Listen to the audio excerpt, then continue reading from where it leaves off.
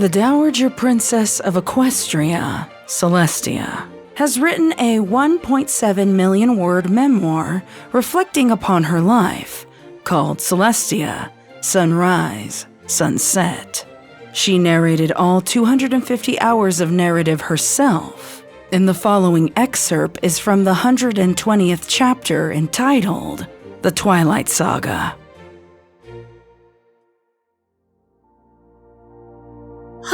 The Twilight years. How fondly I remember.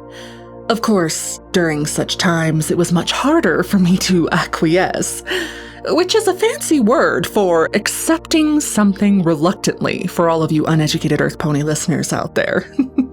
Don't worry, I know the majority of you can't read. Anyway, Twilight was a formidable unicorn, and when I first met her, I knew there was going to be some difficulty reining her in. That right there is called a pun. As we all know, she eventually became the reigning princess of Equestria. But I'm getting a little ahead of myself here, aren't I? Let's start at her beginning. When Twilight Sparkle first tested to be a part of my school for gifted unicorns, she exhibited great power. I was more than delighted to take her under my wing at such a remarkable show of magic. But my tutelage didn't go quite according to plan. You see, I was determined to release my dear sister Luna from the moon, but would need an impressive amount of power to do so. Did you really expect me to wait until that 1000th year willingly? Please. Unfortunately, the last unicorn I trained to help me, Sunset Shimmer, was a little too power mad to control, so I had her banished to another realm entirely and tried all over again. Twilight Sparkle was the opposite problem, because she had such an annoying sense of morality for me to contend with. Eventually, she too proved to be useless as an ally for such matters, but by the time I realized that, I knew I might as well just wait for the 1000-year mark.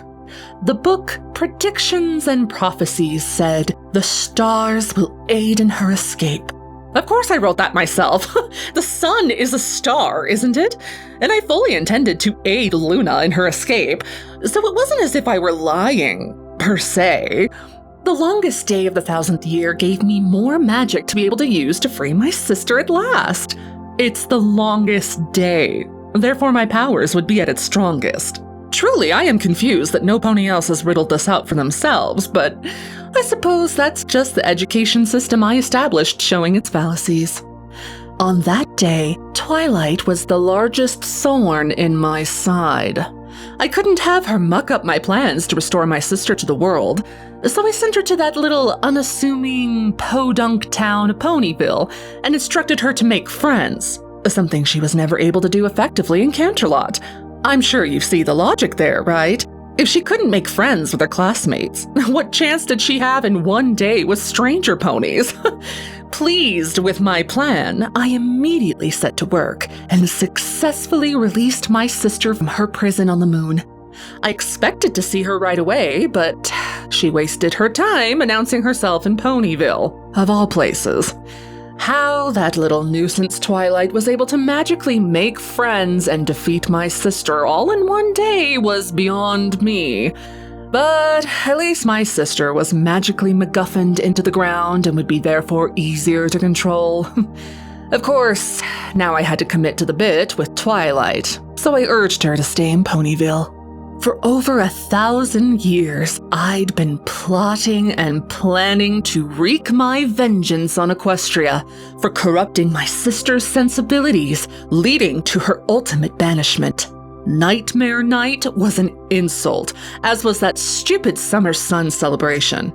Yes, mock and cheer my pain, little ponies. That will certainly make me an empathetic ruler.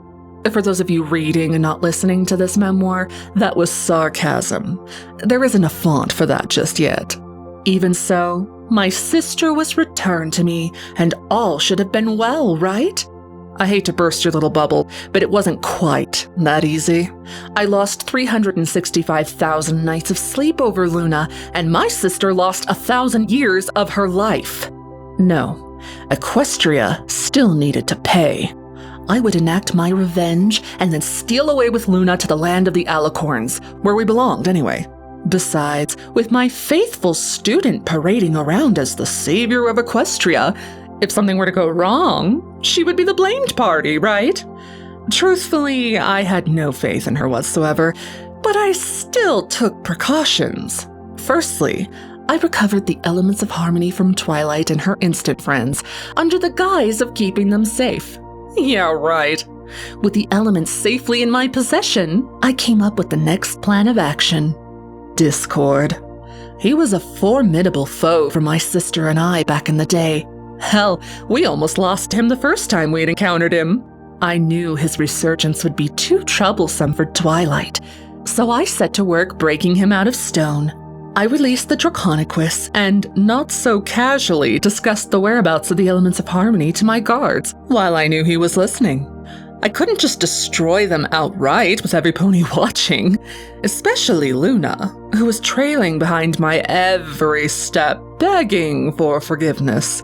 At first, everything went swimmingly. Twilight and her friends came to Canterlot for the elements, but oh no, the elements are missing! How tragically unforeseen! I impressed upon Twilight the importance of stopping discord, and with a quick, "Good luck, my little ponies. The fate of Equestria is in your hooves," I was absolved of responsibility. I was feeling so confident in my deception that I decided to really rub salt in the wound of Twilight's failure. I sent back all of Twilight's useless friendship reports. Cruel and unnecessary, perhaps, but my plans for vengeance were nearing their completion, and I was giddy with anticipation. That giddiness was my folly. Twilight wasn't demoralized by them. She took them as my sending her support, and could rise against discord with that added confidence. Do you know how sick with disgust I was when I had to publicly honor Twilight and her friends again for their good deeds? My next plot was far better conceived. I decided taking a gamble on Twilight was too risky. She was annoyingly good at countering my plans. Instead, I preyed upon Canterlot, indirectly upon myself. How could any pony believe I would put myself in harm's way? I had a few options in mind of the threat to use, but eventually settled upon the changelings. Up until that point, I'd kept a protection spell in Equestria to keep any changeling from entering our borders. I'm not particularly fond of neighbors. All I had to do was lift that spell, and send a few guard scouts in that general direction to garner some interest. At first, this too seemed like the perfect plan. Of course, I knew Miyamori Cadenza had been taken. I'm no fool. I was patiently waiting for the moment that Chrysalis would reveal herself, so I could face her in battle. I would make a big show of losing to said battle before making my hasty retreat with Luna. I'd been keeping Luna on some pretty heavy sedatives during the daylight hours so that she couldn't do something foolish like protect ponies efficiently. No pony even noticed my sister's absence in all the wedding planning anyway. What I didn't count on was that horrid goop cocoon incapacitating my magic entirely. How was I to know changeling magic would be strong enough to contain me? Oh well, Cadenza and that moron Shining Armor used the power of love or some such nonsense in the end anyway. Their magic was even more powerful than the elements of harmony, and that was a problem. Next, I brought back the Crystal Empire and sent Cadenza and the idiot away. I knew they'd be no match for Sombra, as not even elemental magic could defeat him. As expected, they never returned. So I feigned concern and sent Twilight and her friends there next. 2 annoying birds with 1 stone, am I right? I even took it a step further to ensure that they would fail by turning it into a test for Twilight. I did this so I could discourage her from using her friend's help as she had done for Nightmare Moon and Discord. An even more perfect plan that ended in a perfectly awful failure. The biggest takeaway from this failure, however, was the relationship between myself and my sister. Luna was starting to catch wise to me keeping her and myself out of the efforts to save Equestria, so I brought her into my confidence. While she was initially against the idea, all it took was a little reminder of the attitudes and actions of the ponies after her banishment to rekindle the hatred she had for them. From then on, she became my ally. She had a few ideas herself, but they were inferior to my own, so I paid them little heed. Sick to death of looking my failures in the face, I demanded Cadenza and her royal half-wit of a husband to rule the Crystal Empire and stay the hell away from Canterlot. My next plan had to be even sneakier. Since Twilight and her friends were touting friendship so much, I decided to give them an impossible friendship task: reforming Discord. He'd almost beaten them once, if not from my own idiocy. Who was to say he couldn't try it again? I gave the task to the quiet one directly, knowing her sensitivity was the most vulnerable. Yet, somehow, some impossible way, she pulled it off. He was eating out of her hoof by the time I checked on their progress. This was becoming absolutely absurd. I realized if I were going to take out Equestria, I had to take out those pesky ponies first. For my 6th attempt, I decided rather than bringing back past villains to run amok, I would attack the problem at its source, the elements of harmony. If the elements were rendered useless, Twilight and her friends would be too, and the next plan would be sure to succeed. So, I gave my former pupil another impossible task: fixing Star Swirl's spell. Centuries ago, Luna and I had attempted to do the same, and rather than unlock the element's potential, we accidentally rendered them unusable. Of course, as bad luck would have it, Twilight pulled it off with hardly any trouble. By then, I was no longer bewildered by her feats of magic and morality, just enraged by them. From within my castle in Canterlot, I could feel the waves of Twilight's magic upon the spell's completion. Ever the quick wit, I magicked myself into the realm of magic that she'd been taken to, and took credit for her alicornifying, which is totally a word. Was I happy about it? Not necessarily, but I knew her elevated status as a princess would be a great distraction more than a hindrance to me. Since Twilight's element was now a permanent part of her crown, I would need to think of another way to rid myself of her. Luna asked me how I'd rid Equestria of my former pupil, and I realized I had the answer all along. The mirror to the other dimension. Why hadn't I thought of that sooner? I had banished Sunset years ago and she never resurfaced again.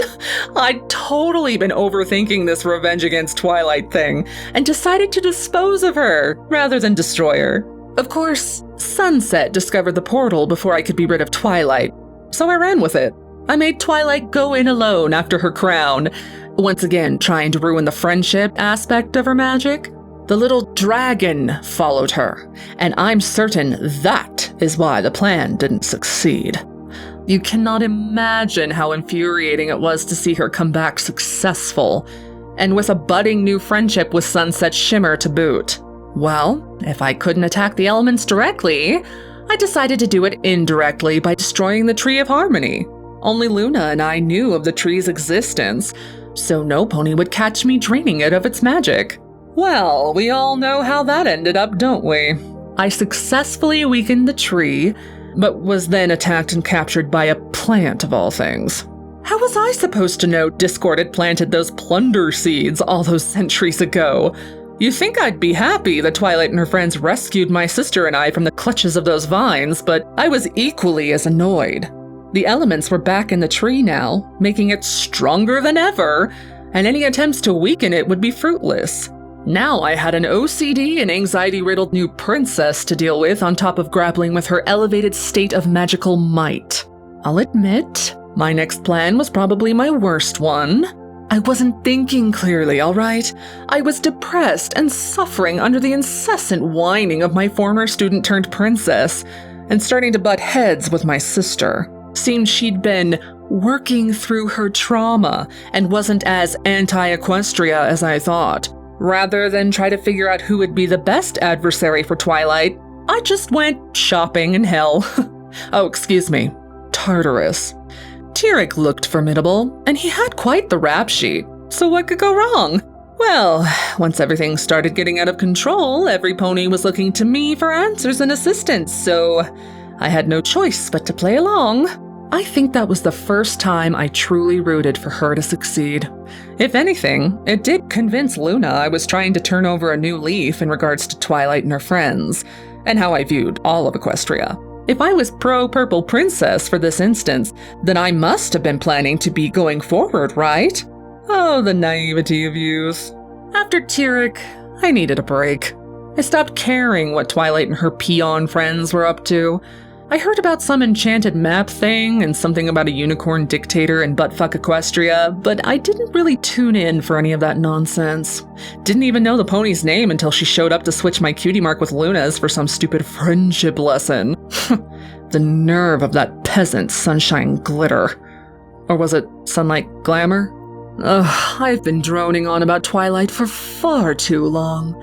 I could continue explaining the ways I sabotaged her, such as slipping that book to Sunburst to release the Pony of Shadows, or setting the EEA against Twilight and her friendship school, or establishing the Tartarus Pen Pal program. But it's all so frightfully boring from this point on. Seriously, even I was getting tired of these ponies and their adventures. So I conceded defeat. I decided rather than work against Twilight, I would use her instead. I would retire with Luna, the whole world still believing me to be this glorious goddess of goodness and grace. The funny thing is, though, I hadn't actually tried to save Equestria since my sister was banished. When I did so after announcing my retirement, I actually had, well, fun. It was thrilling to be pitted against the odds and face down danger. This is why, dear readers, or listening mud ponies, I am the final and most powerfully reformed villain. In the end, I actually wanted Twilight and her masses to save Equestria from the troublesome trio. Besides, encasing them in stone was the best way to cover my tracks, forever concealing my blame. Until now, of course. You may be wondering why I would disclose such secrets to the population now, when I could be under such scrutiny. Well, that is because of the very pupil I had resented for so long. Twilight finally figured out that it was I who released Nightmare Moon after her banishment. Took her a few years to figure it out, but she finally did. Luna and I appealed to her soft heart and sensibilities to pardon me, as, in the end, it was for the betterment of pony kind. In my own way, I am Equestria's true savior by giving her and her friends such power and prestige, so a pardon was the least that she could do. Twilight eventually agreed, and I made sure the wording of the written pardon absolved me of any and all crimes committed during my reign. If you're worried that I'm stressing how this will reflect upon my character, fret not. I am quite content with the outcome of things. Regardless of what you think of me, it's because of my actions that ponykind has indeed prospered. Besides, no PR is bad PR, and I intend for this memoir to captivate audiences all the way up the Canterlot bestsellers list. Moreover, I do not let the opinions of the peasantry concern me. Now, with all of this Twilight nonsense behind us, I can recount and write about the fascinating saga of pot-bellied toads and how their influence shaped my early retirement. A subject which, I'm sure you will agree, is frightfully more fascinating than this past one.